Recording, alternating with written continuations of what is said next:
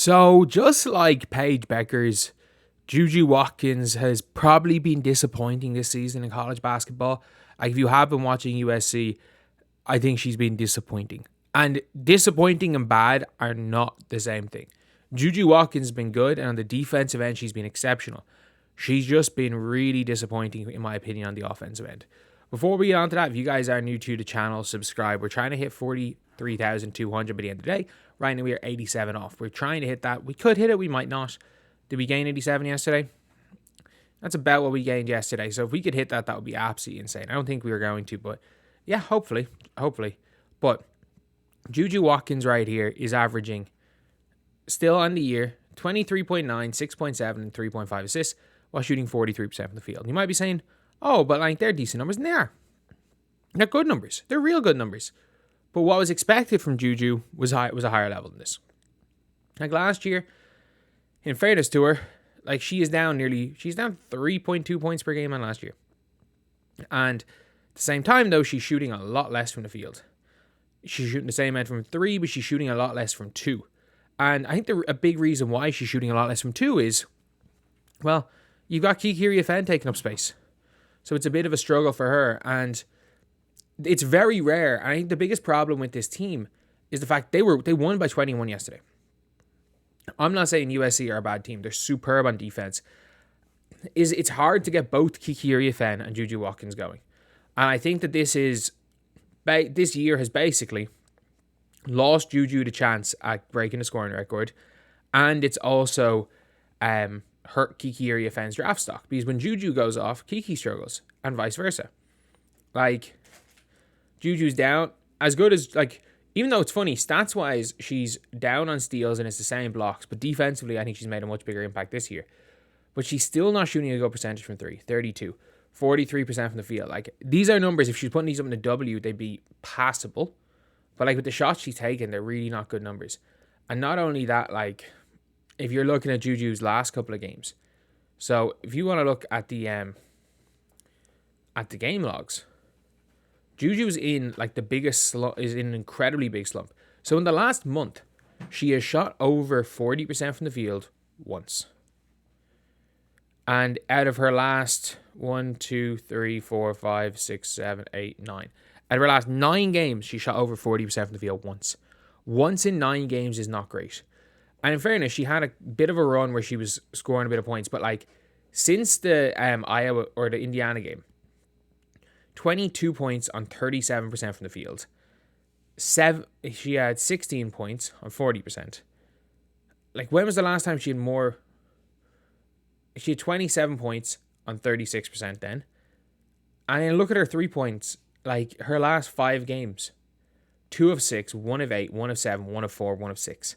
From the field in their last 5 games. 6 of 15, 7 of 24, 8 of 22, 4 of 11, 5 of 21. Like, she was 5 of 20 for 21 in the game. And, like, she was in the game. She was in the game late. This game was over. They were not subbing her out of this game. Like, even once the game was in garbage time. And it was, to be fair, it was garbage time for a lot of that game. Juju Watkins was still playing big minutes. And Kiki Riafen was, obviously, it was a better game for her. But, like, it was a bit of a struggle from the likes of Jelani Cambridge from Ohio State. Really good win, by the way. Really, really good win for USC. Like, that was a statement win. That was a real statement win. But, like, when you're looking at minutes played, like, Juju plays 36 minutes in a game, they won by 20. She didn't need to play that many minutes.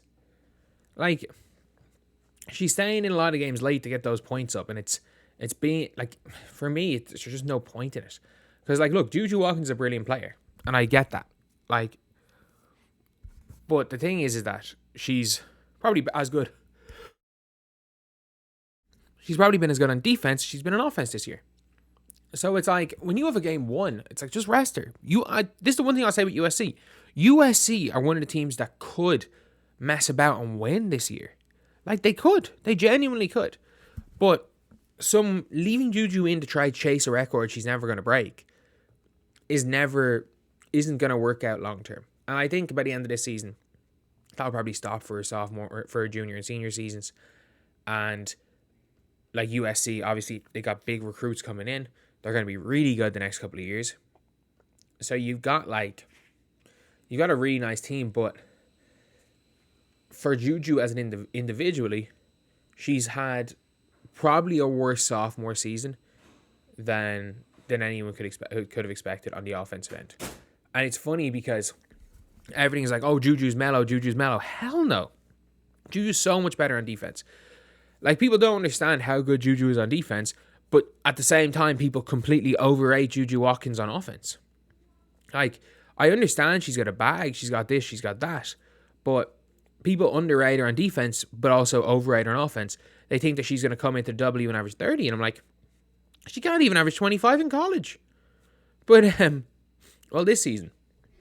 Either way, fair play. One thing is, though, I very much am a fan of Juju Watkins, the person. Like, even after a bad game, she went straight into the crowd and was signing autographs. Like, nah, you'll never question anything about Juju Watkins, the person.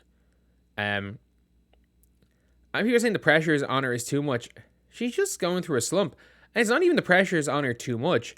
Like, if you look at last year's stats, she shot 40% from the field last year. People just wanted to find the person that would take over Clark. And they were willing to say it was going to be Paige and it was going to be Juju. And they're not going to say Hidalgo for reasons we won't speak of in this channel. But the thing is that what people don't realize is if you're building somebody up and comparing them to Clark, they're going to fail. They're going to fail. There might be somebody soon. Like, maybe one of these players that are 14 years old could eventually do it. And that's a possibility, especially on the college level. There are people that just want to find the next Clark. There are people that just want to say, Caitlin's not as good as this person.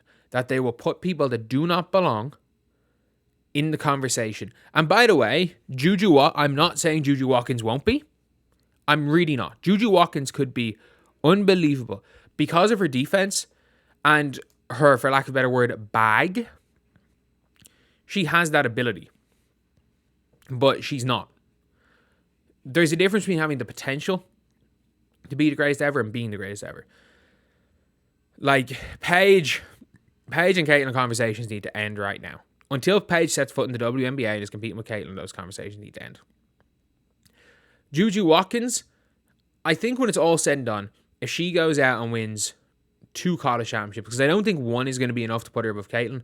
If she goes and wins 2 and doesn't break Caitlin's record, but gets around the Kelsey Mitchell points, then okay, then we're having a conversation. But until then, if we're purely just going on stats and records, she's not even going to come remotely close to Caitlin Clark's record. Like, it's now at the stage where I think she has to average 31 points per game from today till the end of her college career. And in her last 10 games, she's had more games where she scored under 20 than over 20. So people are putting it on Juju to break this record that she's never going to break. Even though Juju's an unbelievable player in her own right, unbelievable person, is a much better basketball player all around, people give her credit for. But because people that don't watch basketball purely look at scoring, they're like, why is Juju's a better scorer than Clark? And it's not even close. She scores less points on more shots. That's as simple as that. She scores less points and takes more shots than Caitlin. So, no, she's not the better scorer.